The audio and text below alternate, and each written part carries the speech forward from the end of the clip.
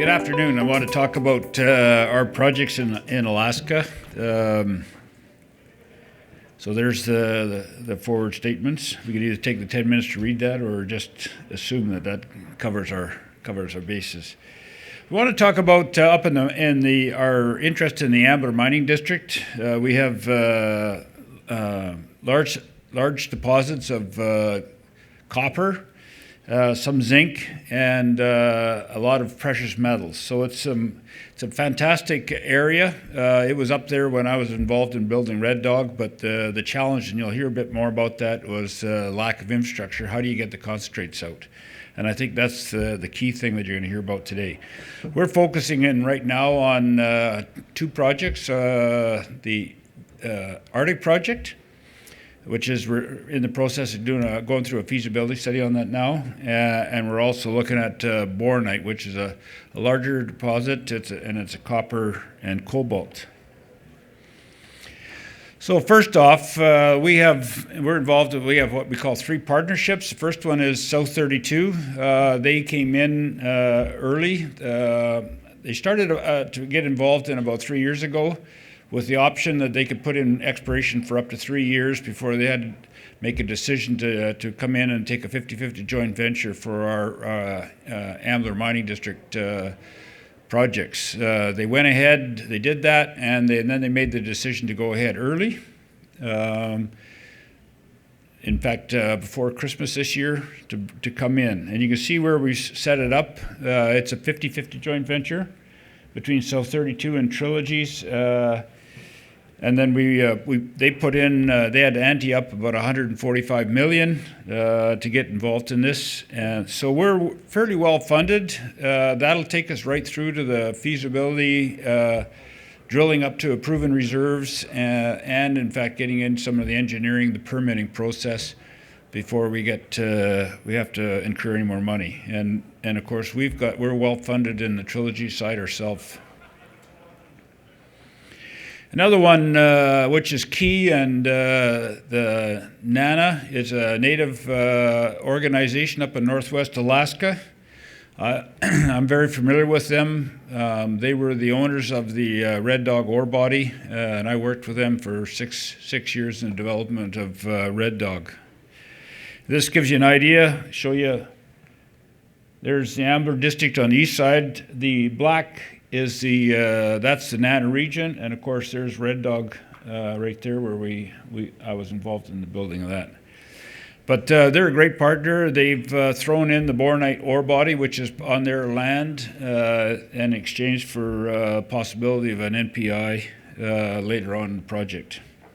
So we have great local support. Even in the summer camps, when you go up there, we have we average well over 50% local hire. And it's a great relationship, and we actually have a NANA person. Willie Hensley is on the Trilogy board. Our third partnership is ADA. ADA is an infrastructure organization or bank. What we would call in Canada would be a crown corporation, but they don't use that term in the United States. But they basically were involved with Red Dog funding the DeLong Mountain transportation, the road, and the seaport facilities. So they've come in, stepped up, and said that they would be involved in bringing in the road to the Ambler Mining District. And you see it here, where it comes in here, over to there. It's about a 200-mile road. It gives you access to the Dalton Highway, and then we're able to bring concentrates out to Fairbanks, put it on our highly underutilized railroad, take it down to Anchorage, and you got an ice-free port. Big advantage because it's running. You got an ice-free port for 12 months a year, as opposed to like Red Dog or going into Kotzebue Sound, or even getting in the Nome area where you got months of frozen ocean. So this is a very binary catalyst. Basically, once we can get the concentrates out, then you know that you're able to develop any project up in the Ambler district. Here's where we are on the permitting the road.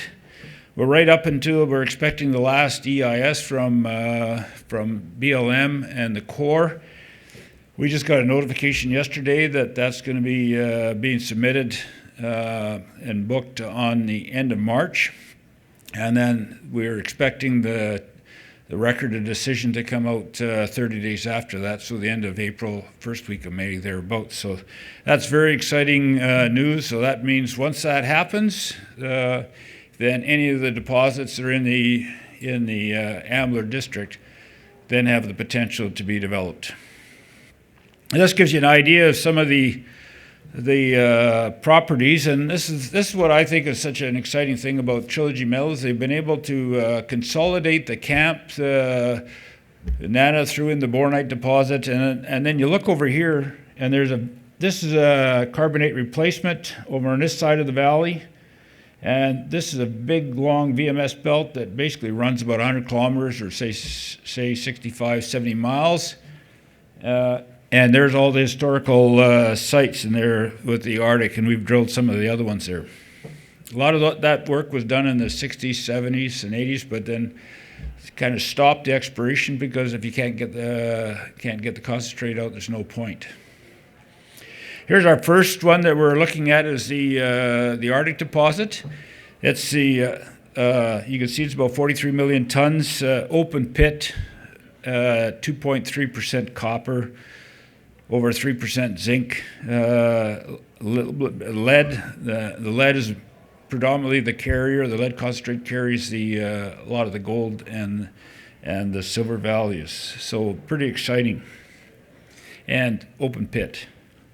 There you can see in our pre-feasibility study, it's about 1.4 billion NPV on an expenditure plus or minus about 800 million. So great payback, very good. We're now in the process of doing a feasibility study on that. Osinco is the lead engineering company. SRK are being involved in the water studies and the tailings disposal design. And Woodco or AMEC, they're involved in the detailed mine design. There you can see what the after-tax. There just gives you an idea of some of the prospects we're looking at. We did some work on obviously on getting Arctic up, and we did some more drilling on the Sunshine, which is a fairly major prospect and is about 8 miles away from the Arctic. So if we put in a processing plant at the Arctic to basically manage this, Sunshine's rock is very similar mineralogy, so we'll be able to, you can process in the same processing plant. Give you an idea of camp at Borenight. We're still below the tree line, so it's beautiful in the summertime, 24 hours of daylight. And you can see that's the old historic shaft that was put in back in the old days, the early exploration of the Borenight. This gives you an idea of the Borenight. It'd be a starter pit, and then going down, ramping down into the underground. And we did some drilling there, and we're going to be doing a lot more work on this over the next couple of years. We're pulling back, and we're going to do a little bit of studies on this this year while we drill out Arctic and the Sunshine, and look at another couple of prospects for the VMS area. But great inventory there, about 8 billion pounds of copper, and nice deposit of cobalt. Here's where we are. We're now focusing in on the summer program and the feasibility study, which will be coming out we're looking at about mid to late April for the Arctic deposit. And of course, the record of decision for the road, which is be a fairly major catalyst because that's the magic. This gives you an idea of where we are in terms. A lot of the prospects on copper, unless you're in the Congo, are sitting around half, a little bit under 1%, and here's we are at over 2% copper. So, and that only is basically the Arctic deposit. We're talking Arctic, Borenight, and we've got lots of other prospects up there to build. So once you get up and running in that area, then any kind of capital development is basically you can just feed it into the process plants. And I think that's it. Taku.